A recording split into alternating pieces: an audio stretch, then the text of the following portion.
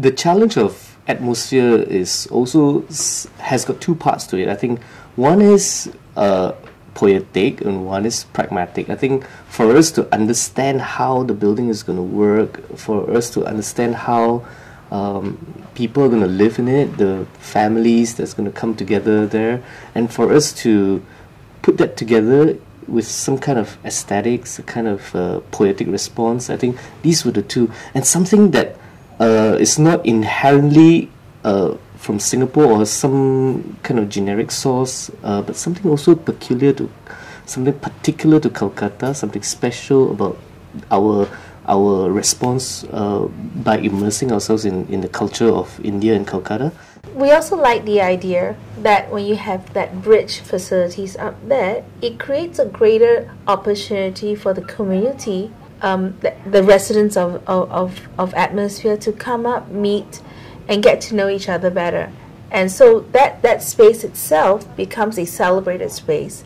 And that's when we had the idea that maybe it could be something that could be almost an iconic feature. I mean, we're talking about a site that has a complete unblocked view towards the wetlands, and similarly, obviously, from the new EM bypass, you will get fantastic views of the two towers. So why not have something that could visually sort of contribute back to the city as well? So I think Ping Bing came up with this idea of, maybe having a cloud just landing and sitting and being captured by the two towers. So we tend to have quite a range of interesting and challenging projects. The atmosphere definitely ranks amongst the highest. I think that the challenge with the design of the atmosphere was that we had to catch a cloud and hold it in between two relatively thin towers. A cloud which is the size of an A380 Airbus, and with 3 levels of accommodation, a roof deck which is open to the sky, and with an almost very, very organic and formless shape, which clouds are, which tapering down to almost nothing at the navel in the middle. This is a very interesting challenge, which our team met with coming up with a series of very interesting trusses and arches and a diagrid which are joined together in a way that I don't think has ever been done before anywhere in the world. The intent of trying to do a design that is dynamic, that has got movement in the facade cladding. There's so much interest in it, and the challenges of doing a bridge between two buildings. The span is 90 meters, it's not small.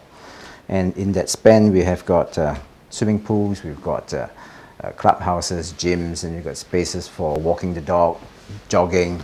I think it's going to be a fantastic space just to look down into the city, look across to general Kolkata. The cladding will reflect the life around the place, it will reflect the sky, and it will give so much dynamic movement into the project. Now the materials we're looking at is going to be materials that will give sheen, different texture, and it will be materials that will be fun to look at because it will have movement and porous as well. Porous in a mixture of porosity and transparency. The mixture will come with glass. We're going to put some glass panels on the bridge itself. We're going to put some mesh, and the mesh will allow air to come in, and it will give texture to the underside of that bridge. Now the glass portion is just to have areas where we can stand around, sit around, maybe relax up there, but the glass gives us protection while we look out into general Kolkata. I think from a dynamic point of view, in terms of a visual, the facade and the shape of the bridge, it will give it a sort of look that will change as you drive around, you walk around the building. The materials in it, because of its texture, will also give you that variation. On a cloudy day, it might appear dull. On a bright day, it might appear sparkling. Part of the design that we're looking at is to apply what we call kinetic disc. Now the disc will be shiny metal elements, and they will be implanted onto the facade in certain areas, and it will give movement as well, and the disc will have reflective sheen on it. Now what this does is to give movement in texture with colors. There was once when Belinda and I were in Bali, and we were on the rim of this crater. We arrived at around evening sunset time. The clouds had descended, and the light of the sun was bathing the clouds in a kind of surreal, dreamy-like atmosphere. Totally new experience for us, something that I think in this project we have the chance, we think, to create something like that. And we were told that in this area in Kolkata, the clouds sometimes come down very low. This is when we thought of the building or the club or DEYA itself could also become like the cloud, you know, amorphous, soft, something that is not predictable, it's always changing. And people to be able to then walk in the clouds, you know, amongst the cloud, and to be able to experience this expanse. Jog, swim,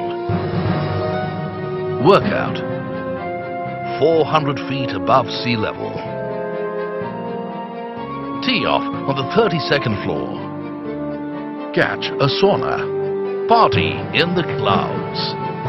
That's your atmosphere.